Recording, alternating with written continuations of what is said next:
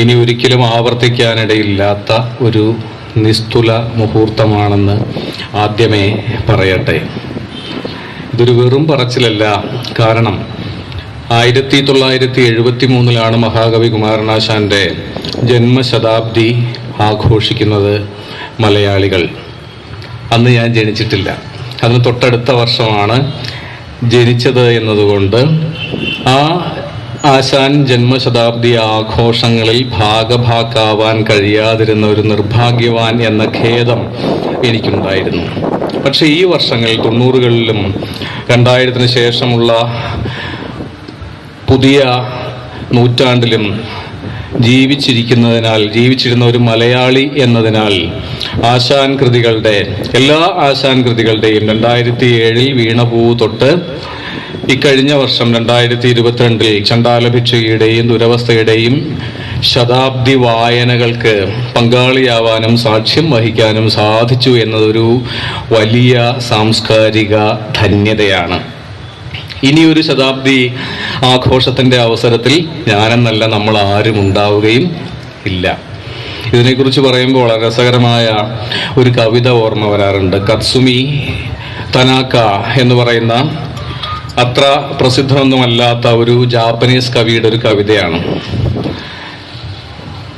1910 ഹാലിയുടെ ധൂമകേതു എന്ന് പറയുന്ന ഒരു വിചിത്ര പ്രതിഭാസം ഭൂമിയുടെ ചക്രവാളത്തിലൂടെ, അന്തരീക്ഷത്തിലൂടെ, ആകാശത്തിലൂടെ കടന്നുപോയത്. ഈ കവിതയുടെ 2ാമത്തെ വരിയിൽ അദ്ദേഹം പറയും, അതിൻ്റെ അടുത്ത വർഷമാണ് ഞാൻ ആദ്യം പറഞ്ഞതുപോലെ ഞാൻ ജനിച്ചത്. അതുകൊണ്ട് ഹാലിയുടെ ധൂമകേതുവിനെ എനിക്ക് എൻ്റെ മനുഷ്യനേത്രങ്ങൾ കൊണ്ട് കാണാൻ സാധിച്ചിട്ടില്ല. വീണ്ടും ഈ ധൂമകേതു വരിക 76 വർഷവും 7 ദിവസവും കഴിഞ്ഞിട്ടാണ്.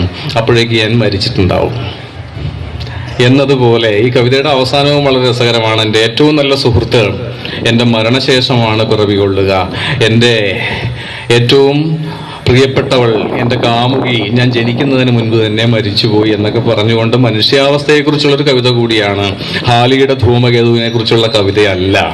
ഞാൻ ആദ്യം പേര് സൂചിപ്പിച്ച കത്സുമി തനാക്ക എന്ന കവിയുടെ ചാൻസ് എൻകൗണ്ടർ എന്നാണ് ആ കവിതയുടെ പേര്. ഇത്തരത്തിലൊരു ചാൻസ് എൻകൗണ്ടറാണ്, യാദൃച്ഛികമായ കണ്ടുമുട്ടലാണ് ആശാൻ കവിതയുടെ ശതാബ്ദി ആഘോഷങ്ങളും ഇപ്പോൾ കേരളത്തിൽ ജീവിച്ചിരിക്കുന്ന കവിതാ വായനക്കാരായ മലയാളികൾക്കുമിടയിൽ സംഭവിച്ചുകൊണ്ടിരിക്കുന്നത്. ഇപ്പോഴിത് ആശാന്റെ 150-ാം ജന്മവർഷത്തിൽ നമ്മൾ എത്തി നിൽക്കുന്നു. അടുത്ത വർഷം ആശാന്റെ ചരമശതാബ്ദിയിലും നമ്മൾ ഭാഗഭാക്കുകളായേക്കും. ഇത്തരത്തിൽ വലിയൊരു സാംസ്കാരിക ധന്യതയുടെ, ഇനി ഒരിക്കലും ആവർത്തിക്കാനിടയില്ലാത്ത സാംസ്കാരിക ധന്യതയുടെ അവസരമാണ് ഇത്. ഇവിടെ സ്വാഗത പ്രസംഗകൻ ഈ സ്ഥലത്തിൻ്റെ, ഈ കായലോരത്തിൻ്റെ, ഈ മൈതാനത്തിൻ്റെ ചരിത്ര പ്രാധാന്യത്തെപ്പറ്റി പറഞ്ഞു. ആശാനെ പറ്റി പറയുമ്പോൾ തീർത്തും സംഗതമായ മറ്റൊരു കാര്യം കൂടിയുണ്ട്. ഒരിക്കലും നമ്മൾ വിസ്മരിക്കരുതാത്ത വലിയ ചരിത്ര പ്രാധാന്യമുള്ള, വലിയ സാംസ്കാരിക പ്രാധാന്യമുള്ള, ഒരുപക്ഷെ ആശാൻ കവിതയെ കൂടി നിർമ്മിക്കുകയും നിർണയിക്കുകയും ചെയ്ത ഒരു ചരിത്ര സംഭവത്തിൻ്റെ ഉപ്പ് പുരണ്ട കാറ്റാണ് നമ്മളിപ്പോൾ ശ്വസിക്കുന്നത്. ഈ കായലിലാണ് കൃത്യമായും 110 വർഷങ്ങൾക്ക് മുൻപ് 1913 ഏപ്രിൽ മാസം 21-ാം തീയതി, അത് നാളെയാണ്, ഈ 110-ാം വാർഷികം കായൽ സമ്മേളനം എന്ന ആ ഉജ്ജ്വലമായ ചരിത്ര സംഭവം ഇതേ കായലിലാണ് 110 വർഷങ്ങൾക്ക് മുൻപ് ഒരു ഏപ്രിൽ 21-ാം തീയതി. കൃത്യമായും 110 വർഷം തികയുന്നു ആ ചരിത്ര സംഭവത്തിന്. അവർണർക്ക്, ദളിതന്, അധകൃതന് കരയിൽ സമ്മേളിക്കാനാവില്ലെങ്കിൽ ഞങ്ങൾ കായലിൽ സമ്മേളിക്കും, അല്ലേ?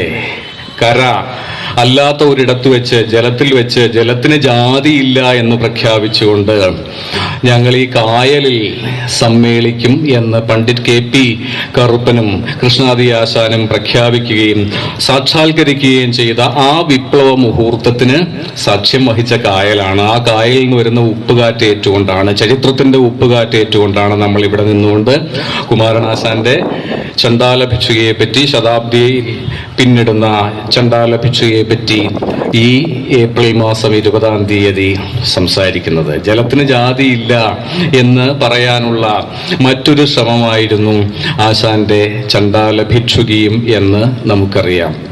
ഏതാണ്ട് ഇതേ വിധത്തിലൊരു സംഭവം, ഒരു ചരിത്ര സംഭവം, വലിയ ചരിത്ര പ്രാധാന്യമുള്ള ഒരു സംഭവം. ഇതിനുശേഷം 5 വർഷങ്ങൾക്ക് ശേഷം, ചണ്ഡാല ഭിക്ഷുകി എഴുതപ്പെടുന്നതിന് 5 വർഷങ്ങൾക്ക് ശേഷവും നടക്കുന്നുണ്ട് ഇന്ത്യയിൽ, മഹാരാഷ്ട്രയിൽ മഹദ് എന്ന സ്ഥലത്ത്. മഹദ് ലേക്ക് എന്നറിയപ്പെട്ടിരുന്ന വലിയൊരു തടാകം, ഒരു പൊതു തടാകം, ഒരു പൊതു ജലാശയം. അവിടെ നിന്ന് ജലമെടുക്കാനും കുടിക്കാനുമുള്ള അവകാശം അവർണർക്ക് മാത്രം, ദളിതർക്ക് മാത്രം നിഷേധിക്കപ്പെടുന്നു. അതിനെതിരായി അംബേദ്കർ ഒരു വലിയ സമ്മേളനം, ഒരു സത്യാഗ്രഹം സംഘടിപ്പിക്കുന്നു മഹദ് ലേക്കിന്റെ കരയിൽ. വലിയ ഒരു പ്രഭാഷണത്തിന് ശേഷം അംബേദ്കർ ആ തടാകത്തിലേക്ക് ഇറക്കുന്നു, ഒരു കൈക്കുമ്പിൾ ജലം കോരി കുടിക്കുന്നു. അതിന് പിന്നാലെ ആയിരക്കണക്കായ അവർണ ജനങ്ങൾ തങ്ങളുടെ നേതാവ് ചെയ്തത് തന്നെ ചെയ്യുന്നു. ഒരു കുമ്പിൾ ജലം ഒരു തടാകത്തിൽ നിന്ന് കോരി കുടിച്ചുകൊണ്ട് അംബേദ്കർ സൃഷ്ടിച്ച ആ വിപ്ലവം 1927 മാർച്ച് മാസത്തിലായിരുന്നു. ഇതിന് രണ്ടിനും ഇടയിലാണ് കുമാരനാശാന്റെ ചണ്ഡാല ഭിക്ഷുകിയുടെ ആവിർഭാവ മുഹൂർത്തം. 1922 ഡിസംബർ മാസത്തിലായിരിക്കണം അത്. കാരണം ചിങ്ങമാസത്തിൽ താൻ ദുരവസ്ഥ എഴുതുന്നതായും ആ വർഷം അവസാനം ചണ്ഡാല ഭിക്ഷുകി എന്നൊരു സഹോദര കാവ്യം എഴുതി പ്രസിദ്ധീകരിക്കുന്നതായും ഈ കൃതികളുടെ മുഖവുരയിൽ ആശാൻ പറയുന്നുണ്ട്. ഇന്നിപ്പോ നമ്മുടെ രാജ്യ തലസ്ഥാനത്ത് ഗ്ലോബൽ ബുദ്ധിസ്റ്റ് സമ്മിറ്റ് എന്ന ഒരു ആഗോള ബുദ്ധമത സംഗമം നടക്കുന്നുണ്ട്. അവിടെ എന്തെല്ലാം ചർച്ച ചെയ്യപ്പെട്ടാലും, എന്തെല്ലാം പ്രബന്ധങ്ങൾ അവതരിപ്പിക്കപ്പെട്ടാലും അവയിലൊന്നുമില്ലാത്ത ബുദ്ധമതത്തിന്റെ ജാതി വിരുദ്ധത എന്ന ഇക്കാലവും പ്രസക്തമായ ആ മഹാസന്ദേശം മലയാളി വായിച്ചു തുടങ്ങിയിട്ട്, അനുഭവിച്ചു തുടങ്ങിയിട്ട്, അത് മലയാളിയുടെ അനുഭൂതികളുടെ ഭാഗമായി മാറിയിട്ട് ജലത്തിന്റെ രാഷ്ട്രീയം, ജലത്തിന്റെ ജാതി വിരുദ്ധ രാഷ്ട്രീയം മലയാളിയുടെ അനുഭൂതി ജീവിതത്തിന്റെ ഭാഗമായി മാറിക്കഴിഞ്ഞിട്ട് 100 വർഷമാകുന്നു എന്നു കൂടിയാണ് നമ്മൾ ചണ്ഡാല ഭിക്ഷുകിയുടെ ശതാബ്ദി പിന്നിടുന്നു എന്ന് പറയുന്നതിൻ്റെ അർത്ഥം. നമ്മുടെ വിഷയം സ്ഥലവും ജലവും ചണ്ഡാല ഭിക്ഷുകിയിൽ എന്നാണ്. ചണ്ഡാല ഭിക്ഷുകിയിലെ 2 കേന്ദ്ര പ്രമേയങ്ങളാണ്, 2 കേന്ദ്ര അനുഭവങ്ങളാണ് സ്ഥലവും ജലവും. അപ്പോ വേണമെങ്കിൽ ചോദിക്കാം, മറ്റ് ആശാൻ കൃതികളിലൊന്നും സ്ഥലം പ്രധാനമല്ലേ? ആണ്, തീർച്ചയായും ആണ്. ലീലയിൽ ആണ്. നല്ല ഹൈമവത ഭൂവിൽ എന്നാരംഭിക്കുന്ന നളിനിയിൽ സ്ഥലം പ്രധാനമാണ്. ചിന്താവിഷ്ടയായ സീതയിൽ, ഉടജാന്തവാടിയിൽ ആരംഭിച്ച് അയോധ്യയോളം നീളുന്ന ഒരു വിചാര പരിക്രമണം പ്രമേയമാകുന്ന ചിന്താവിഷ്ടയായ സീതയിലും സ്ഥലം സന്നിഹിതമാണ്. പക്ഷെ ചണ്ഡാല ഭിക്ഷുകിയിലേക്ക് വരുമ്പോൾ 4 ഖണ്ഡങ്ങളായി തിരിയുന്ന ചണ്ഡാല ഭിക്ഷുകിയുടെ ഓരോ ഖണ്ഡത്തിനും ഒരു സ്ഥല പശ്ചാത്തലമുണ്ട്. അത് വെറും സ്ഥലമല്ല താനും, അത് ജാതിയുടെ സ്ഥലമാണ്, ജാതി രഹിതമായ ഇടമാണ്. ജാതിയുടെ വേനൽ ഗ്രസിച്ച ഒരു സ്ഥലത്ത് നിന്ന് ജാതിബാധ ഏൽക്കാത്ത ഒരു ബുദ്ധമത സങ്കേതത്തിലേക്ക് ആശാനെ തന്നെ ഉദ്ധരിക്കുകയാണെങ്കിൽ, വിദിത സമസ്നേഹ രാജ്യലക്ഷ്മി സദനമിത് ആർക്കും തറവാടല്ലോ എന്ന വിധത്തിൽ സമത്വവും സാഹോദര്യവും ജാതിയുടെ നിശേഷമായ അഭാവത്താലുള്ള ശാന്തിയും സാഹോദര്യവും പുലരുന്ന ഒരിടത്തിലേക്കുള്ള എത്തിച്ചേരലിന്റെ കാവ്യമാണ്. സ്ഥലത്തിലൂടെയുള്ള ഒരു സഞ്ചാരത്തിന്റെ, ഒരു സാംസ്കാരിക സഞ്ചാരത്തിന്റെ, ഒരു ആത്മീയ യാത്രയുടെ, ഒരു പ്രണയ സഞ്ചാരത്തിന്റെ കഥയാണ് ചണ്ഡാല ഭിക്ഷുകി. നമ്മൾ ഇതുപോലുള്ള വേനൽ പകലുകളിലാണ് ചണ്ഡാല ഭിക്ഷുകി പോലൊരു കൃതി ചർച്ച ചെയ്യേണ്ടത്, വായിക്കേണ്ടത്. കാരണം വേനലിന്റെ അതിഗംഭീരമായ പശ്ചാത്തലമുണ്ട് ചണ്ഡാല ഭിക്ഷുകിയുടെ ആദ്യ ഖണ്ഡത്തിന്. വേനലാണല്ലോ ജലത്തെ അത്രമേൽ അമൂല്യമാക്കുകയും ദാഹമെന്നത് ഏറ്റവും തീവ്രമായ ഒരു മനുഷ്യാനുഭവമാക്കി മാറ്റുകയും ചെയ്യുക. ഇത്തരം ഒരു വേനലിന്റെ പശ്ചാത്തലത്തിലാണ് ചണ്ഡാല ഭിക്ഷുകിയും ആരംഭിക്കുക. വൻമരുവൊത്തൊരു വിച്ഛായമായ വെളിസ്ഥലത്തിൽ, മരുഭൂമിയല്ല പക്ഷെ മരുഭൂമി എന്ന് തോന്നിക്കുന്ന വിച്ഛായമായ ഒരു തണൽ പോലും ഇല്ലാത്ത ഒരിടത്ത്, പണ്ട് ഉത്തര ഹിന്ദുസ്ഥാനത്തിൽ വൻപുകൾ കൊണ്ട ശ്രാവസ്തിക്കടുത്തൊരു ഊരിൽ 2500 ആണ്ടോളമായി വെയിൽ കൊണ്ടെങ്ങും വാകകൾ പൂക്കും നാളിൽ. ഇപ്പൊ നമ്മൾ കേരളത്തിൽ അനുഭവിക്കുന്ന അത്യുഷ്ണത്തിന്റെ ഈ വേനലിനെ രൂപകാർത്ഥമുള്ള, വലിയ അധികാർത്ഥങ്ങളുള്ള ഒരു സ്ഥലചിത്രമാക്കി മാറ്റുകയാണ് ആശാൻ. കാരണം അത് ജാതിയുടെ വേനൽ ആകുന്നു.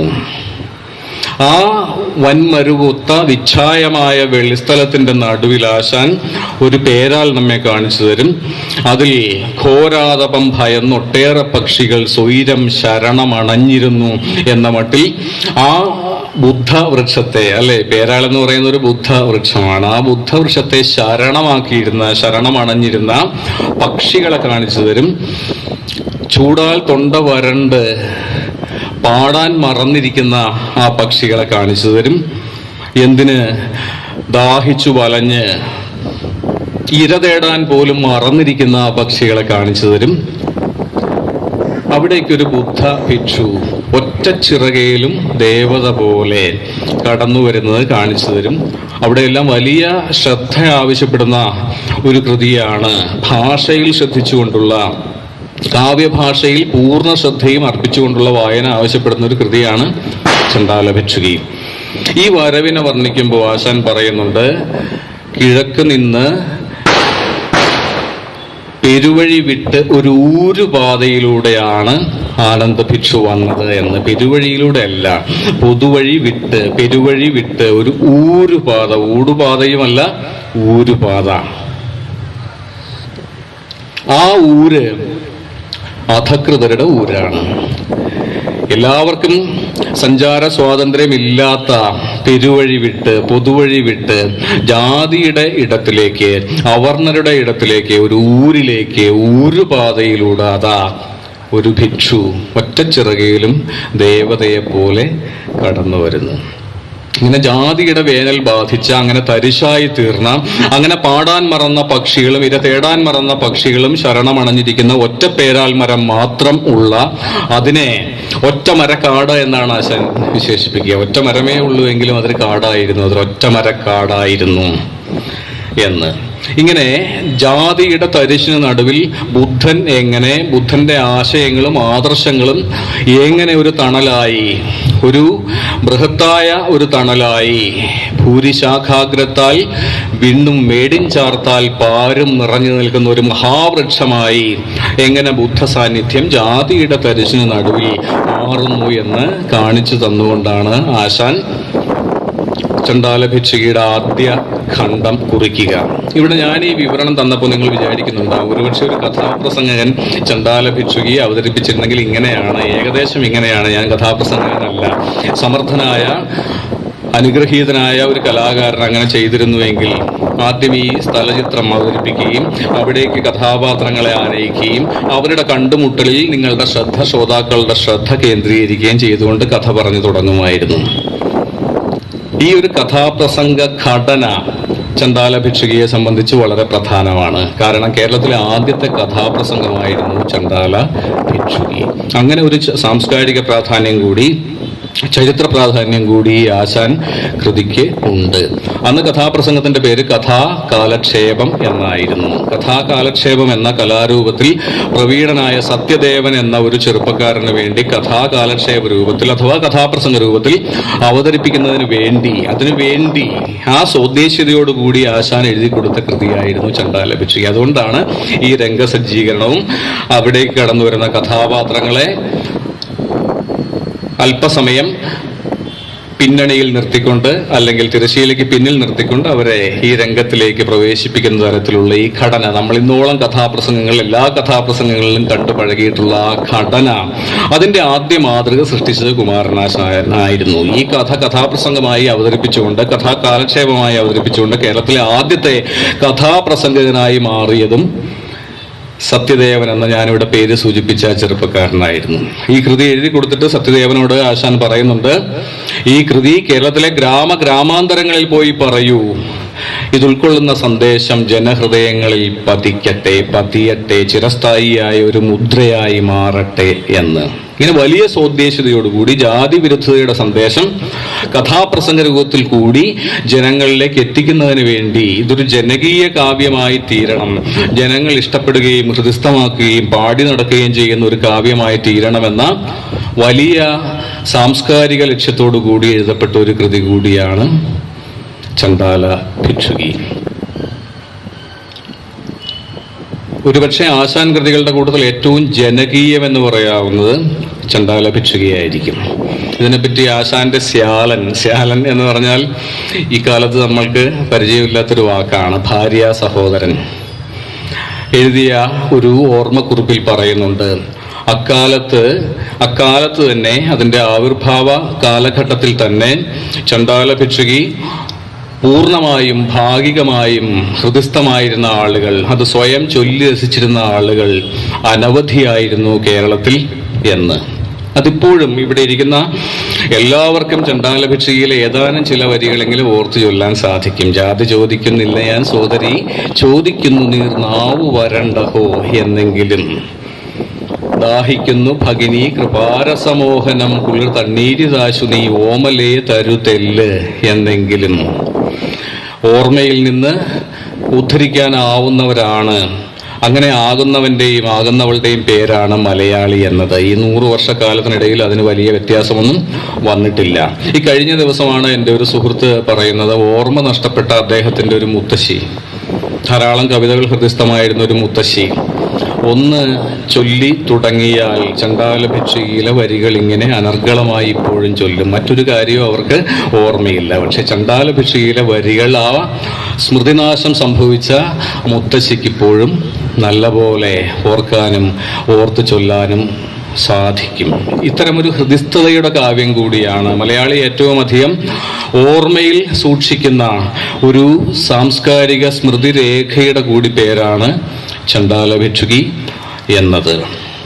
അതിന് സവിശേഷമായ ചില കാരണങ്ങളുമുണ്ട്. അതിലൊന്ന് മാത്രമാണ് ഞാനിവിടെ സൂചിപ്പിച്ചത്. സത്യദേവൻ എന്നൊരു കലാകാരൻ കേരളത്തിലെ ആദ്യത്തെ കഥാപ്രസംഗമായി ചണ്ഡാല ഭിക്ഷുകിയെ ആവിഷ്കരിക്കുന്നു. പിന്നീടുള്ള പതിറ്റാണ്ടുകൾ കഥാപ്രസംഗം മലയാളിയുടെ ഏറ്റവും വലിയൊരു രാഷ്ട്രീയ ആയുധമായി, ഒരു സാംസ്കാരിക ഉപകരണമായി മാറുകയും വി സാംബശിവനെ പോലെ, കെടാമംഗലം സദാനന്ദനെ പോലെ ഉജ്ജ്വലരായ വലിയ സാമൂഹിക രാഷ്ട്രീയ പ്രതിബദ്ധതയുള്ള കഥാപ്രസംഗകർ ആ കലയെ അതിൻ്റെ തികവിലെത്തിക്കുകയും ചെയ്ത ഒരു ചരിത്രവും നമുക്ക് അറിയാം. അതിൻ്റെ ബീജാവാപ മുഹൂർത്തമായിരുന്നു സത്യദേവന്റെ കയ്യിൽ ചണ്ഡാല ഭിക്ഷുകി എന്ന കാവ്യം എഴുതി കൊടുത്തതിന് ശേഷം ആശാൻ പറഞ്ഞ ഈ വാക്യങ്ങൾ. ഇത് കേരളത്തിലെ ഗ്രാമാന്തരങ്ങളിൽ പോയി പറയൂ, അത് ജനങ്ങളുടെ ഹൃദയങ്ങളിൽ ആഞ്ഞു പതിക്കട്ടെ, ആഴത്തിൽ പതിക്കട്ടെ എന്ന്.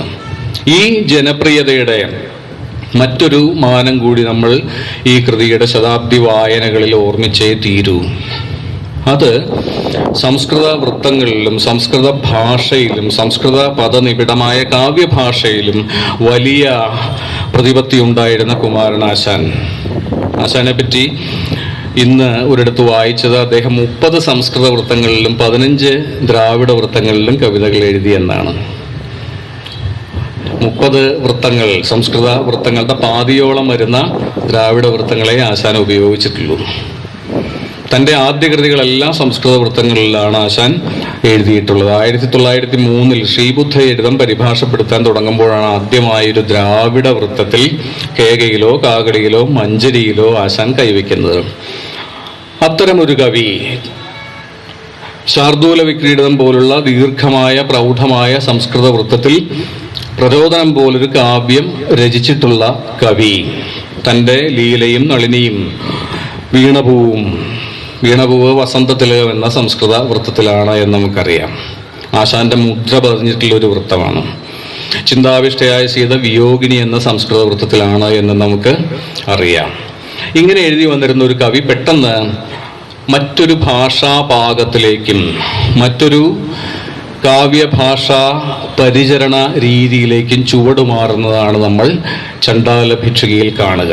ഈ 4 ഖണ്ഡങ്ങളിൽ മലയാളിക്ക് ഏറ്റവും അഭിമതമായി, ഏറ്റവും പരിചിതമായ, മലയാളിയുടെ രക്തത്തിൻ്റെ ഭാഗമായി തീർന്ന 4 വൃത്തങ്ങൾ ആശാൻ ഉപയോഗിക്കുന്നു. നമ്മൾ ഏത് അബോധത്തിലും നമ്മെ തൊട്ടുണർത്തുന്ന, നമ്മുടെ ഗോത്ര സ്മൃതികളെ പോലും ഗാഠമായി സ്പർശിക്കുന്ന 4 വൃത്തങ്ങൾ. നമ്മളിവിടെ ചർച്ച ചെയ്യുന്ന ആദ്യ ഖണ്ഡത്തിൻ്റെ വൃത്തം മഞ്ചരിയാണ്. മഞ്ചരി എന്നാൽ മലയാളത്തിലെ ആദ്യ മഹാകാവ്യത്തിൻ്റെ, കൃഷ്ണഗാഥയുടെ, കൃഷ്ണപ്പാട്ടിൻ്റെ വൃത്തമാണ്. താരാട്ടിൻ്റെ ഈണമാണ്. അത് കേട്ടാൽ മലയാളിയുടെ മനസ്സും ചെവിയും അവിടേക്ക് തിരിയുമെന്ന് ആശാൻ അറിയാമായിരുന്നു. മഞ്ചരി.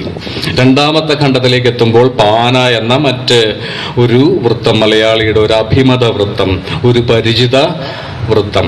മൂന്നാം ഖണ്ഡത്തിന്റെ വൃത്ത സ്വീകരണം അതിനേക്കാൾ വിശേഷമാണ് എന്ന് ഞാൻ കരുതുന്നു. കാരണം മലയാളിയുടെ ആത്മതാളം ഉള്ളടങ്ങിയിട്ടുള്ള ഒരു വൃത്തമാണ്. ഏതാണത് എന്ന് ചോദിച്ചാൽ കവിത വായിക്കാത്തവരും പറയും മാവേലി നാടുവാണിയിടും കാലം എന്ന മാവേലി എന്നുകൂടി പേരുള്ള മാവേലി പാട്ടിന്റെ വൃത്തം. ഇതേ വൃത്തം ഉപയോഗിച്ചാണ് പിന്നീട് ചങ്ങമ്പുഴ രമണനിലെ ആദ്യ ഖണ്ഡം എഴുതി മലയാളിയെ വിങ്ങി മരതക കാന്തിയിൽ മുങ്ങി മുങ്ങി. ഇനി ആശാനിലേക്ക് വന്നാലോ, വെയിൽ മങ്ങി ചൂടുമൊട്ടൊട്ടടങ്ങി സ്വയം എഴുന്നേറ്റുടൻ ഭിക്ഷുപോയി മാവേലി നാടുവാണിയിടും കാലം മനുഷ്യരെല്ലാരും ഒന്നുപോലെ. മലയാളിയുടെ അടിസ്ഥാന താളമാണ്, ആത്മതാളമാണ്. ഈ താളം തൻ്റെ കൃതിയുടെ മൂന്നാം ഖണ്ഡത്തിനു വേണ്ടി ആശാൻ സ്വീകരിക്കുന്നു. അവസാന ഖണ്ഡമാണെങ്കിലോ ബുദ്ധന്റെ ജാതി വിരുദ്ധമായ മഹാപ്രഭാഷണം ഉള്ളടക്കമായി തീരുന്ന അവസാന ഖണ്ഡത്തിന്റെ വൃത്തം അതൊന്നുകൂടി മലയാളിയുടെ പ്രിയ താളമാണ്. ഓമനത്തിങ്കൾ കിടാവോ നല്ല കോമളത്താമരപ്പൂവോ. ഇതേ വൃത്തത്തിലാണ് ആശാൻ പറയുക, സ്നേഹത്തിൽ നിന്നുദിക്കുന്നു ലോകം സ്നേഹത്താൽ വൃദ്ധി തേടുന്നു. ചണ്ടാലി തന്മേ രുജന്റെ ബീജപിണ്ഡത്തിനൂഷരമാണോ, അജാതി രക്തത്തിലുണ്ടോ എന്നെല്ലാം ചോദിക്കുക. എത്തിനിന്നു ഭാരതത്തിൽ ഒരു 10 ശതാബ്ദമ ശാന്തി എന്ന് പറഞ്ഞ് തൻ്റെ കാവ്യത്തിന് സമാപ്തി പദ്യം കുറിക്കുക. ഇങ്ങനെ മലയാളിയുടെ സാംസ്കാരിക സ്മൃതിബോധത്തെ അഗാധമായി സ്പർശിച്ചുണർത്തുന്ന ഒരു വൃത്തതാള ഘടന അവലംബിച്ചു ആശാൻ ചണ്ടാല ഭിക്ഷുകിയിൽ എന്നത് വളരെ പ്രധാനമാണ്. ഇക്കാര്യം പി കെ ബാലകൃഷ്ണനെ പോലുള്ള നിരൂപകർ വളരെ സൂക്ഷ്മമായി തിരിച്ചറിയുകയും രേഖപ്പെടുത്തുകയും ചെയ്തിട്ടുണ്ട്. മറ്റൊന്ന്, ഇതേ വർഷം എഴുതപ്പെട്ട ചിങ്ങമാസത്തിൽ എഴുതപ്പെട്ട ആ കൃതിയുണ്ടല്ലോ ദുരവസ്ഥ. ഒരുപാട് വിമർശനങ്ങൾ നേരിട്ട, ഒരുപക്ഷെ ദുരവസ്ഥ എന്ന പേരിൽ ഒരു പുസ്തകം തന്നെ സമാഹരിക്കാവുന്നത്ര ഖണ്ഡന വിമർശനങ്ങൾ നേരിട്ടിട്ടുള്ള, പക്ഷേ അതുകൊണ്ടൊന്നും ഇപ്പോഴും ഒളി മങ്ങിക്കഴിഞ്ഞിട്ടില്ലാത്ത, പ്രസക്തി നഷ്ടപ്പെട്ടു കഴിഞ്ഞിട്ടില്ലാത്ത ദുരവസ്ഥയ്ക്ക് ശേഷമാണ്, ഒരു 6 മാസത്തിനകമാണ് ആശാൻ ചണ്ടാല ഭിക്ഷുകി എഴുതുന്നത്. അതിൻ്റെ മുഖവരയിൽ ആശാൻ പറയുന്നുണ്ട്, ഇത്തരം ആക്ഷേപങ്ങളൊന്നും ക്ഷണിച്ചു വരുത്താൻ ചണ്ടാല ഭിക്ഷുകിയുടെ പേരിൽ ഞാൻ ആഗ്രഹിക്കുന്നില്ല. വളരെ ശ്രദ്ധാപൂർവമാണ് ഞാൻ ഈ കൃതിയുടെ രചന നിർവഹിച്ചിരിക്കുന്നത്. അതുകൊണ്ട് തന്നെ ഒരു തികഞ്ഞ കാവ്യകൃതിയാണ് ചണ്ടാല ഭിക്ഷുകി. പ്രചാരണപരത അതിൻ്റെ ലക്ഷ്യമായിരിക്കുമ്പോഴും അതിൻ്റെ സ്വഭാവമായിരിക്കുമ്പോഴും ഓരോ വരിയിലും വാക്കിലും വലിയ കവിശ്രദ്ധ പതിഞ്ഞിട്ടുള്ള ഒരു കൃതിയാണ് ചണ്ടാല ഭിക്ഷുകി. അത് ലളിതമാണ്, അത് ഗാനാത്മകമാണ്, അതിന് വശീകരിക്കുന്ന ഒരുതരം ലാളിത്യമുണ്ട്, ജനകീയതയുടെ ആകർഷണീയതയുണ്ട് എന്ന് ഇരിക്കെ തന്നെ വലിയ സൂക്ഷ്മതയോടുകൂടി ആശാൻ എഴുതിയിട്ടുള്ള, ആശാന്റെ കവിത്വത്തിന്റെ മഹാകവിത്വത്തിന്റെ മുദ്രകൾ ഉടനീളം പതിഞ്ഞിട്ടുള്ള ഒരു കൃതി കൂടിയാണ് ചണ്ടാല ഭിക്ഷുകി. ഒരു ഉദാഹരണം മാത്രം ഞാൻ പറയാം. ഇവിടെ നമ്മൾ പരാമർശിച്ച ആദ്യ ഖണ്ഡത്തിലെ ഒരു വാക്കാണ് ഉറ്റമരത്തണൽ. ഈ ഭിക്ഷു വന്നിരിക്കുന്ന അരയാൽ ചുവടിനെ പറ്റിയാണ് ആശാൻ പറയുക, ഉറ്റമരത്തണൽ. നമ്മൾ ഉറ്റ ബന്ധു, ഉറ്റ സുഹൃത്ത്, ഉറ്റ സ്നേഹിതൻ എന്നൊക്കെ പറയുന്നത് പോലെ വേനൽക്കാലം വെയിലിൻ്റെ ഈ സാർവത്രിക പ്രസരം എങ്ങനെ ഒരു മരത്തണലിനെ, ഒരു മരച്ചുവടിനെ അത്രമേൽ പ്രിയപ്പെട്ടതാക്കി മാറ്റുന്നു എന്നൊരൊറ്റ വാക്കുകൊണ്ട്, ഒരൊറ്റ വിശേഷണം കൊണ്ടാണ് ആശാൻ സൂചിപ്പിക്കുക, ഉറ്റമരത്തണൽ. എങ്ങനെ ഒരു തണലിടം വേനലിൻ്റെ കാഠിന്യത്താൽ അത്രമേൽ അഭികാമ്യമായി മാറുന്നു, അമൂല്യമായി മാറുന്നു എന്ന് സൂചിപ്പിക്കുകയാണ് ആശാൻ. മറ്റൊരു ഉദാഹരണം വേണമെങ്കിൽ ഈ കൃതിയുടെ 2ാം ഖണ്ഡത്തിൽ, അല്ലെ ആ വലിയ ജലവിനിമയം നടക്കുന്ന 2ാം ഖണ്ഡത്തിൽ നമ്മളിവിടെ ഉദ്ധരിച്ച ആ ചെറിയ അപൂർവ ശോഭയുള്ള വിരളമായ വാക്കുകളാൽ എഴുതപ്പെട്ട ആ സംഭാഷണ ഖണ്ഡത്തിൽ മാതങ്കി ആകെ കൂടി 4 ഈരടിയോ 3 ഇരടിയോ മറ്റോ മാത്രമേ സംസാരിക്കുന്നുള്ളൂ. മാതങ്കി ആകെ കൂടി ഈ കാവ്യത്തിൽ സംസാരിക്കുന്ന 4 ഈരടികളിൽ കൊള്ളാവുന്ന ചില കാര്യങ്ങളാണ്. അല്ലല്ലെന്തു കഥ ഇതു കഷ്ടമേ അല്ലലാലങ്ങ് ജാതി മറന്നിതോ എന്ന ഒരു ഉടൻ പ്രതികരണം. അതിന് പിന്നാലെ നീച നാരിതൻ കയ്യാൽ ജലം വാങ്ങി ആചമിക്കുമോ ചൊല്ലെഴുമാര്യന്മാർ. അല്ലേ, തൻ്റെ സംസ്കൃത ഭാഷാ ഭ്രമം പരമാവധി ഒഴിവാക്കിക്കൊണ്ട് ആശാൻ എഴുതി വരികയാണ്. അതിൻ്റെ ഇടയിലാണ് ഒരുപക്ഷെ ഒരു മലയാളം ക്ലാസ്സിൽ, ഒരു സ്കൂൾ ക്ലാസ്സിൽ കുട്ടികൾക്ക് ആചമിക്കുക എന്ന വാക്ക് പറഞ്ഞിട്ട് അധ്യാപകനോ അധ്യാപികയോ അതിൻ്റെ അർത്ഥം പറഞ്ഞു കൊടുക്കും, കുടിക്കുക. ആചമിക്കുക. പക്ഷെ വെറും കുടിക്കൽ മാത്രമല്ല, ആചമനം എന്ന പൂർണ്ണ ബോധ്യത്തോടു കൂടിയാണ് ആശാൻ ഇങ്ങനെ ഒരു വാക്യം തൻ്റെ കാവ്യനായികയുടെ വായിൽ തിരികെ കൊടുത്തിരിക്കുന്നത്. നീചനാരിതൻ കയ്യാൽ ജലം വാങ്ങി ആചമിക്കുമോ ചൊല്ലെഴും ആര്യന്മാർ. ഇത് ഒരു ആര്യനും ഒരു അനാര്യയും തമ്മിലുള്ള അഭിമുഖീകരണത്തിന്റെ ഒരു അസാധാരണ സന്ദർഭമാണ്. ഒരു ഭാഗത്ത് നീചനാരി, താണവൾ, ചൊല്ലെഴും ആര്യന്മാരുടെ പ്രതിനിധിയായി ആനന്ദൻ എന്ന ഭിക്ഷു, സുഭകനായ സുമുഖനായ ഭിക്ഷു. ആ ഭിക്ഷുവിനോടാണ് പരിഭ്രാന്തയായ മാതങ്കി ചോദിക്കുക, നീചനാരിതൻ കയ്യാൽ ജലം വാങ്ങി ആചമിക്കുമോ ചൊല്ലെഴും ആര്യന്മാർ. ആചമനം എന്നാൽ അതൊരു അനുഷ്ഠാനമാണ്, ഒരു സവർണ അനുഷ്ഠാനമാണ്, മതപരമായൊരു ക്രിയയാണ്. അതിനെപ്പറ്റി ഞാൻ വായിച്ചു മനസ്സിലാക്കിയ ഒരു വിവരം ഇങ്ങനെയാണ്: കയ്യും കാലും മുട്ടോളം കഴുകിയതിനു ശേഷം കയ്യിലെ ആയുർരേഖ നനയാവുന്ന വിധത്തിൽ വെള്ളമെടുത്ത് 3 വട്ടം കുടിക്കുന്നതിൻ്റെ പേരാണ് ആചമനം. അത് വെറും വെള്ളം കുടിക്കലല്ല. ഈ വരി എഴുതുമ്പോൾ, ഈ ജലാർത്ഥിയായ ആനന്ദന്റെ വാക്കുകൾ എഴുതുമ്പോൾ, ആശാന്റെ ഹസ്തലിഖിതങ്ങൾ പരിശോധിച്ച് ഡോക്ടർ M.M. ബഷീർ എഴുതിയിട്ടുള്ള പുസ്തകത്തിൽ നോക്കിയാൽ നമുക്ക് കാണാൻ സാധിക്കുക. പ്രസിദ്ധമായ ഈരടി ഉണ്ടല്ലോ, ദാഹിക്കുന്നു ഭഗിനി കൃപാരസമോഹനം കുളിർ തണ്ണീരി ദാശു നീ ഓമലയെ തരുതെല്ല്.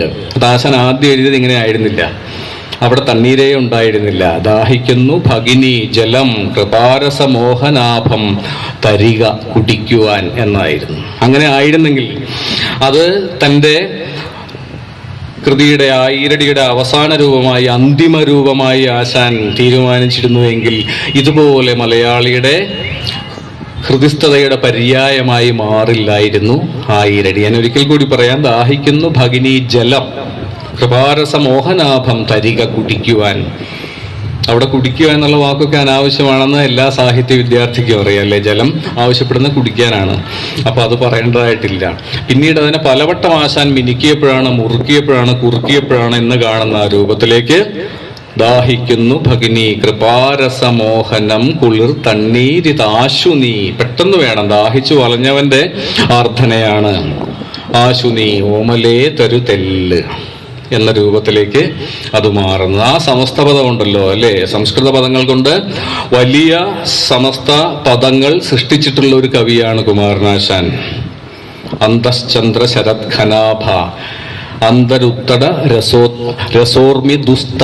നളിനിയെ പറ്റി പറയുന്നതാണ്. അന്തരുത്തട രസോർമി ദുസ്തയായി, അവളുടെ ഉള്ളിലൊരു കടൽ ഇരമ്പുന്നതിനെ പറ്റിയാണ്. വികാരങ്ങളുടെ, വിവിധ വികാരങ്ങളുടെ ഒരു കടൽ ഇരമ്പി നിറഞ്ഞ് വിങ്ങുന്നതിനെ പറ്റിയാണ് ആശാൻ പറയുക. അന്തരുത്തട രസോർമി ദുസ്ത, രസങ്ങളുടെ തിരകളാഞ്ഞടിക്കുന്ന, അതിന്റെ ഭാരം, അതിന്റെ ക്ഷോഭം താങ്ങാനാവാത്ത ഒരു മുഹൂർത്തത്തിൽ നളിനിയെ പറ്റിയാണ് ആശാൻ ഇങ്ങനെ പറയുക. അന്തരുത്തട രസോർമി അല്ലെ, രസോർമി എന്നൊന്നും അതിനു മുൻപോ പിൻപോ ഒരു മലയാള കവി എഴുതിയിട്ടുണ്ടാവില്ല.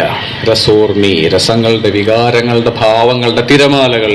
അന്തരുത്തട രസോർമി ദുസ്തയായി, മനസ്സിന്റെ പരിധികളെ, സീമകളെ ഇടിച്ചു തകർക്കുന്ന ഒരു വികാര സാഗരത്തിന്റെ, സങ്കീർണമായ ഒരു വികാര ലോകത്തിന്റെ ചിത്രമുണ്ട് ആ സമസ്ത പദത്തിൽ.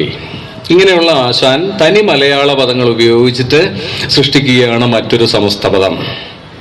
കൃപാരസമോഹനം കുളിർ തണ്ണീർ. അല്പം ജലത്തിന്, ഒരു കൈക്കുമ്പിൾ ജലത്തിന് എത്രയെല്ലാമാണ് വിശേഷണങ്ങൾ അല്ലേ. കൃപാരസമോഹനം കുളിർ തണ്ണീർ. ജലം എന്ന വാക്ക്, ആ സംസ്കൃത പദം അതോടുകൂടി ഉപേക്ഷിക്കപ്പെടുകയും തൽസ്ഥാനത്ത് കുളിർ തണ്ണീർ എന്ന വെള്ളത്തോട്, വെള്ളത്തിന്റെ അനുഭവത്തോട് ഏറ്റവും അടുത്ത് നിൽക്കുന്ന ഒരു പദം രൂപം കൊള്ളുകയും ചെയ്യുന്നു. അതിന് വെറും തണ്ണീരായല്ല, കൃപാരസമോഹനം എന്ന ദീർഘമായൊരു വിശേഷണം കൊണ്ട് കൂടുതൽ ദീർഘമായ ഒരു ജലധാരയായി, കാരുണ്യത്തിന്റെ ഒരു ധാരയായി, കാരുണ്യത്തെ നിർവചിക്കുകയാണ് ആശാൻ ഈ വരിയിൽ അല്ലേ. കൃപാരസം, അങ്ങനെ രസമില്ല നാട്യശാസ്ത്രത്തിൽ. 9 രസങ്ങളിൽ കൃപാരസം എന്നൊരു രസം ഉൾപ്പെടുന്നില്ല. ഒരു പുതിയ രസം മലയാളിയെ പരിചയപ്പെടുത്തുകയാണ്, കൃപാരസം. കാരുണ്യം എന്ന രസം, കരുണ എന്ന രസം, അലിവ് എന്ന രസം. അതെന്തുപോലെയാണ്? അത് ദാഹിച്ചവന്റെ കയ്യിലേക്ക് പകരുന്ന തണ്ണീര് പോലെയാണ്, തണുത്ത നീര് പോലെ. മോഹിപ്പിക്കുന്നതിന്റെ പേരാണ് മോഹനം. മോഹനം ഭുവന സംഗമിന്നതിൽ മോഹമൂലം അമലേ വെടിഞ്ഞു ഞാൻ. ഈ ലോകം ഒരേ സമയം നമ്മെ ആകർഷിക്കുകയും ഭ്രമിപ്പിക്കുകയും ചതിക്കുകയും വഞ്ചിക്കുകയും കബളിപ്പിക്കുകയും ചെയ്യുന്ന ഒരു ഇല്ലായ്മയുടെ പേരാണ് എന്ന ആ ദാർശനിക ബോധ്യത്തിന്റെ പശ്ചാത്തലത്തിലാണ്, ഒരു അദ്വൈതിയുടെ കണ്ണുകളാലാണ് ആശാൻ ഈ ലോകത്ത് നോക്കിയിരുന്നത്. മോഹനം ഭുവന സംഗമിന്നതിൽ മോഹം, ഇന്ന് അതിൽ മോഹമൂലം അമലേ വെടിഞ്ഞു ഞാൻ. വലിയൊരു സത്യത്തിനു വേണ്ടി, വലിയൊരു മൂല്യത്തിനു വേണ്ടി ഈ മോഹിപ്പിക്കുന്ന പ്രപഞ്ചത്തെ, ലൗകിക ജീവിതത്തെ, അതിൻ്റെ അഴകുകളെ, അതിൻ്റെ ആസക്തികളെ ഞാൻ വെടിയുന്നു എന്നാണ് ദിവാകരൻ നളിനിയോട് പറയുക. പ്രസിദ്ധമായ വരികൾക്ക് തൊട്ടു താഴെ സ്നേഹമാണ് അഖില സാരമൂഴിയിൽ എന്ന ആ വരികൾക്ക് തൊട്ടു താഴെ അതേ വിശേഷണമാണ് ഈ വെള്ളത്തിന്. ഈ അനന്തമെന്ന് തോന്നിക്കുന്ന ഈ ജലവിനിമയത്തിന്റെ സന്ദർഭത്തിൽ ആശാൻ കൊടുക്കുക കൃപാരസമോഹനം കുളിർ തണ്ണീർ. ആ വിനിമയം ഇപ്പോഴും അവസാനിച്ചിട്ടില്ല, ഒരിക്കലും അവസാനിക്കില്ല. അത് വറ്റാത്ത കാവ്യാനുഭവത്തിന്റെ, കാവ്യാനുഭൂതിയുടെ ഒരു പകരലായി തുടരുന്നു എന്നതിന്റെ സാക്ഷ്യമാണ് നമ്മൾ ഇതുപോലെ ഒരു നൂറ്റാണ്ടിന് ശേഷം ഇവിടെ കൂടിയിരുന്ന് ഈ ആശാൻ കൃതിയെ ചർച്ച ചെയ്യുന്നു എന്നത്. മലയാള കവിതയിലെ ഏറ്റവും നിസ്തുലമായ ഒരു ഒറ്റ നിമിഷത്തെ, ഒരു ദൃശ്യത്തെ, ഒരു സന്ദർഭത്തെ ചൂണ്ടിക്കാട്ടാമെങ്കിൽ അത് ഈ മുഹൂർത്തമാണ്. മാതങ്കി ആനന്ദന് കുടിനീർ പകർന്നു കൊടുക്കുന്ന ആ അനശ്വര മുഹൂർത്തം, ആ ചരിത്ര മുഹൂർത്തം, വലിയ അർത്ഥഘനമുള്ള ആ സാംസ്കാരിക മുഹൂർത്തം. അതിന് തൊട്ടു പിന്നാലെ ആശാൻ ഈ കൃതിയിൽ അപൂർവമായിട്ട് നേരിട്ട് കടന്നു വന്ന് സംസാരിക്കുന്നുള്ളൂ, കവി സംസാരിക്കുന്നുള്ളൂ. ആ കൂട്ടത്തിൽ ഒന്ന് ഇതാണ്: പുണ്യശാലിനി നീ പകർന്നിടുമീ തണ്ണീർ തന്നോട്. അവിടെയും വാക്ക് തണ്ണീരെന്നാണ്. ജലമെന്ന വാക്ക് രണ്ടിടത്തേ ഉള്ളൂ ചണ്ടാല ഭിക്ഷയിൽ. ആ സംസ്കൃത പദം അത് ഉപയോഗിക്കുന്നത് വിചിത്രമായി തോന്നാം മാതങ്കിയാണ്. ആനന്ദൻ അല്ല, പണ്ഡിതനായ ആനന്ദൻ അല്ല. ഈ അവിരുദാചാരയായ മതംഗ കന്യയാണ് ജലമെന്ന വാക്ക് അവളുടെ ആ വിരളമായ സംഭാഷണത്തിൽ 2 വട്ടം ഉപയോഗിക്കുന്നത്. പുണ്യശാലിനി നീ പകർന്നിടും ഈ തണ്ണീർ തന്നുടെ ഓരോ തുള്ളിയും അന്തമറ്റ സുഹൃതഹാരങ്ങൾ നിന്നന്തരാത്മാവിൽ അർപ്പിക്കുന്നുണ്ടാവാം. വലിയ ഭാവഘനമുള്ള ഒരു ഈരടിയാണ് ഒരാൾ അങ്ങോട്ട് കൊടുക്കുന്നത്.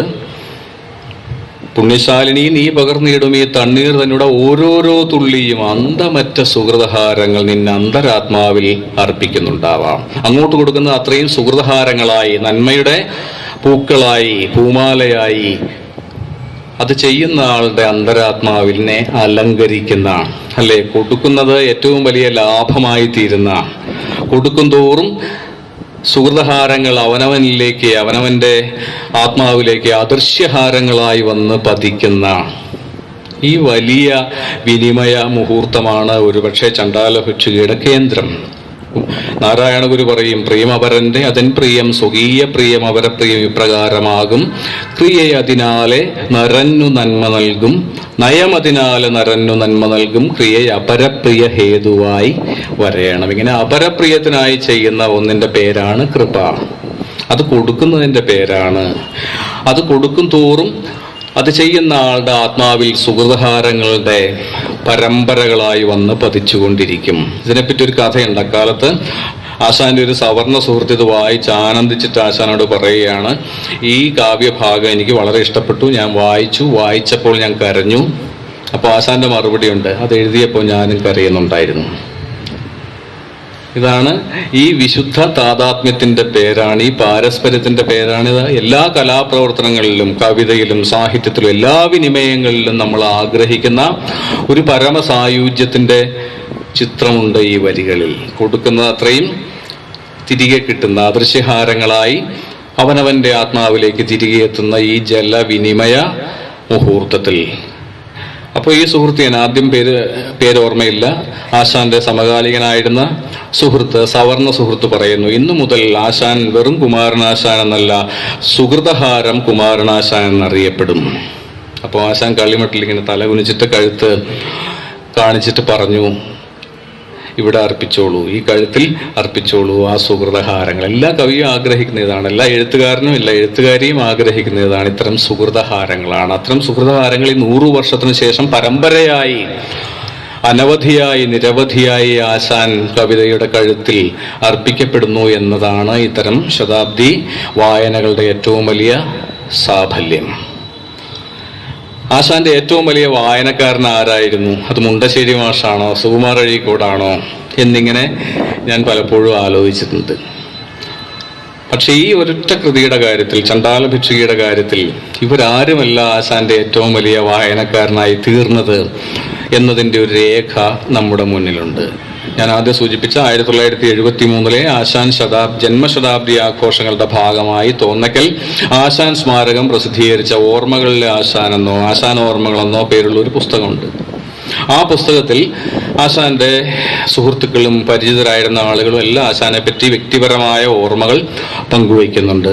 ഉദാഹരണമായി ആശാൻ ഒരിക്കൽ ഒരു രാത്രിയിൽ, ഒരു മഴക്കാല രാത്രിയിൽ തമ്പാനൂരാവണം തീവണ്ടി ഇറങ്ങി ഒരു കുതിരവണ്ടിയിൽ താമസിക്കുന്ന സ്ഥലത്തേക്ക് പോകുമ്പോൾ കുതിരവണ്ടിക്കാരൻ ആശാന്റെ നളിനിയിലെ ശ്ലോകങ്ങൾ ഇങ്ങനെ ഉറക്കെ ചൊല്ലാൻ തുടങ്ങിയതും ആശാൻ അത് കേട്ട് എനിക്ക് കിട്ടിയിട്ടുള്ള ഏറ്റവും വലിയ അംഗീകാരം അതായിരുന്നു എന്ന് മറ്റുള്ളവരോട്, സുഹൃത്തുക്കളോട് പറയുന്ന വിധത്തിൽ ആഹ്ലാദിക്കുകയും ചെയ്ത ഒരു അനുഭവത്തെ പറ്റി പറയുന്നുണ്ട്.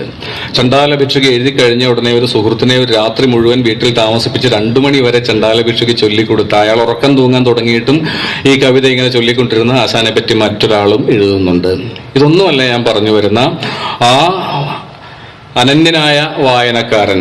അയാളുടെ പേര്, അയാൾ നിരൂപകനല്ല, പണ്ഡിതനല്ല, ഒരുപക്ഷെ വലിയ വിദ്യാസമ്പന്നനൊന്നുമല്ല, 4ാം ക്ലാസ് വരെ മാത്രം പഠിപ്പുണ്ടായിരുന്ന ഒരാളാണ്.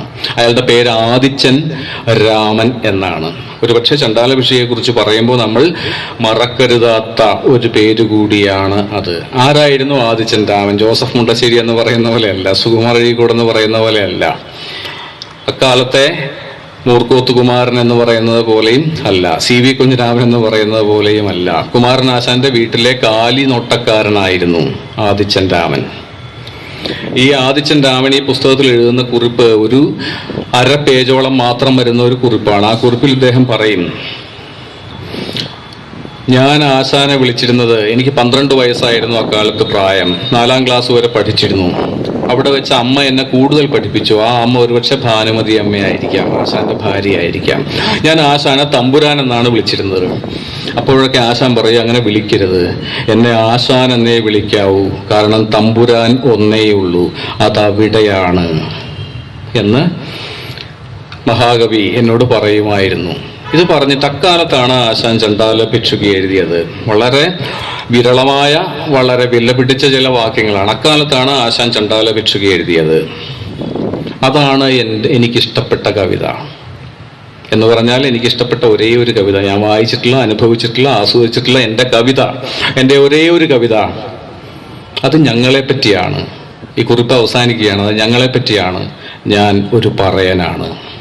ഇങ്ങനെ പറഞ്ഞിട്ടാണ് ആദിച്ചൻ രാമൻ ആ കുറിപ്പ് അവസാനിപ്പിക്കുക. ഏതാനും വാക്യങ്ങൾ മാത്രമുള്ള ആശാന്റെ ഏറ്റവും വലിയ വായനക്കാരൻ.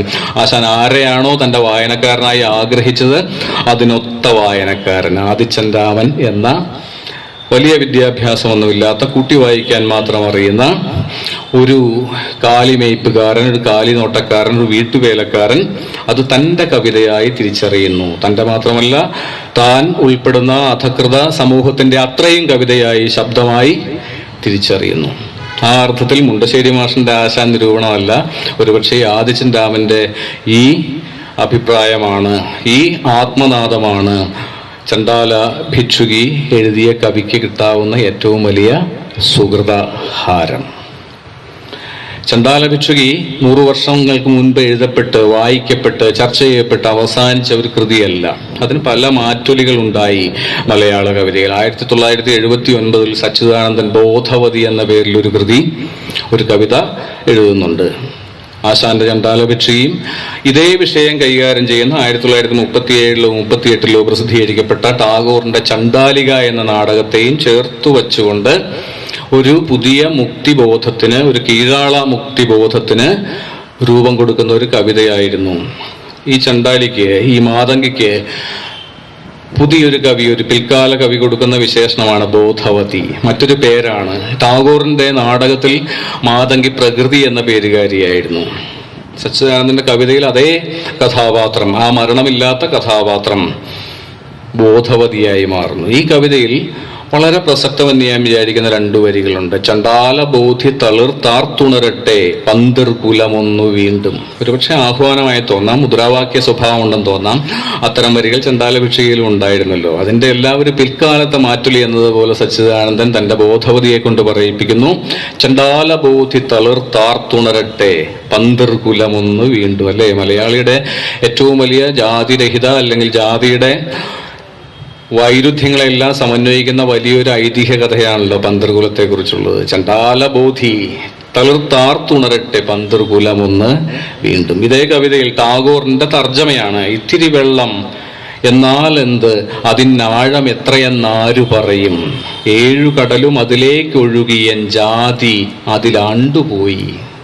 ടാഗോറിന്റെ ചണ്ടാലിക നാടകത്തിലെ കേന്ദ്ര വാക്യമാണ് ഇത്തിരി വെള്ളം എന്നാൽ എന്ത്, അതിനാഴം എത്രയെന്നാരു പറയും, 7 കടലും അതിലേക്കൊഴുകി എൻ ജാതി അതിലാണ്ടുപോയി.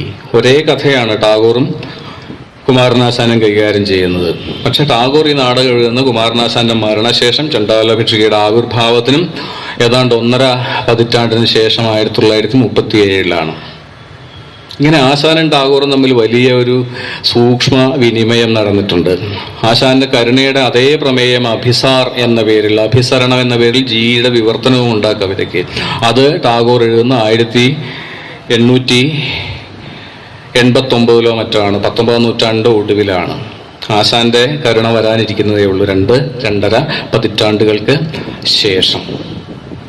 ഇങ്ങനെ സച്ചിദാനന്ദന്റെ ബോധവതി എന്ന കവിത, ഇതിനേക്കാളെല്ലാം ചണ്ടാല ഭിക്ഷുകി മലയാള കവിതയിൽ സൃഷ്ടിച്ച ഒരു മഹാപ്രതികരണം എന്ന് പറയുന്ന ഒരു കവിതയുണ്ട്. അതത്ര പ്രസിദ്ധമല്ല, തീരെ പ്രസിദ്ധമല്ല, അപ്രസിദ്ധമാണ് ആ കവിത. പക്ഷേ ചണ്ടാല ഭിക്ഷുകി ചർച്ച ചെയ്യുന്ന സന്ദർഭങ്ങളിലെല്ലാം നമ്മൾ ഓർമ്മിക്കേണ്ട ഒരു കവിത കൂടിയാണത്. ആശാന്റെ സമകാലികനായിരുന്ന മിതവാദി സി കൃഷ്ണൻ എന്ന പത്രാധിപരുടെ, സാമൂഹ്യ പ്രവർത്തകന്റെ, സമുദായോദ്ധാരകന്റെ മകളുടെ മകനായ ഒരു കവി ഇപ്പോഴും കേരളത്തിലല്ല, കേരളത്തിന് പുറത്ത് മലയാള കവിയായി ജീവിച്ചിരിപ്പുണ്ട്. കെ എ ജയശീലൻ എന്നാണ് ആ കവിയുടെ പേര്. അദ്ദേഹത്തിന്റെ പേര് നെറ്റിയിൽ എന്നൊരു കവിതയുണ്ട്. അത്തരത്തിൽ ഒരു കവിതയെ ഉള്ളൂ ആ കവിയുടേതായി. അല്ലാത്തപ്പോഴെല്ലാം ജീവൻ എന്ന പ്രതിഭാസത്തെക്കുറിച്ച്, അതിൻ്റെ സൂക്ഷ്മ സങ്കീർണതകളെക്കുറിച്ച് വലിയ ദാർശനികമായ ആഴമുള്ള കവിതകൾ എഴുതി വരുന്ന ഈ കവി ഇത്തരത്തിൽ സാമൂഹിക പ്രസക്തിയുള്ള ഒരൊറ്റ കവിത എഴുതിയിട്ടുള്ളൂ, പേര് നെറ്റിയിൽ. കവിത ഇങ്ങനെയാണ് തുടങ്ങുക: പേര് നെറ്റിയിൽ ഒട്ടിക്കുന്നൊരു നാടുണ്ട്, ജാതി നെറ്റിയിൽ കാട്ടി നടക്കുന്നൊരു നാടുണ്ട്, കുരിശും കുറിയും തൊപ്പിയുമിട്ട് വിശ്വാസങ്ങൾ വിളിച്ചു കാട്ടി നടക്കുന്നൊരു നാടുണ്ട്. നമ്മുടെ നാടിനെ പറ്റിയാണ്, വേറൊരു നാടിനെ പറ്റിയും പറയാൻ പറ്റാത്ത വിധത്തിൽ പേര് നെറ്റിയിൽ ഒട്ടിക്കുന്നൊരു നാടുണ്ട്, ജാതി കാട്ടി നടക്കുന്നൊരു നാടുണ്ട്, കുരിശും കുറിയും തൊപ്പിയുമിട്ട് വിശ്വാസങ്ങളെ വിളിച്ചു കാട്ടി നടക്കുന്നൊരു നാടുണ്ട്. കേരളത്തിന് കൊടുക്കാവുന്ന ഏറ്റവും നല്ല വിശേഷണമാണ്, വിവരണമാണ്. ഏറ്റവും ചുരുങ്ങിയ വാക്കുകൾ നമ്മുടെ നാടിനെ, നമ്മുടെ സംസ്കാരത്തെ, മലയാളിയുടെ ജീവിതത്തെ വിവരിക്കണമെങ്കിൽ ഈ വരികൾ മതിയാകും. 3 ചെറിയ ഖണ്ഡങ്ങളിലൊരു കവിതയാണ്. ഇതിൻ്റെ 2ാമത്തെ ഖണ്ഡം കുറച്ചുകൂടി രൂക്ഷമാണ്, നിശിതമാണ്. ആ ഖണ്ഡത്തിൽ, വളരെ ചെറിയ ആ ഖണ്ഡത്തിൽ ജയശീലൻ എന്ന കവി എഴുതുന്നു: വിശ്വാസം വെള്ളിക്ക് കാട്ടി നടക്കുന്നത് ശിശ്നം വെള്ളിക്ക് കാട്ടി നടക്കുന്നത് പോലെയാണെന്ന് ആരോ പറഞ്ഞിട്ടുണ്ട്.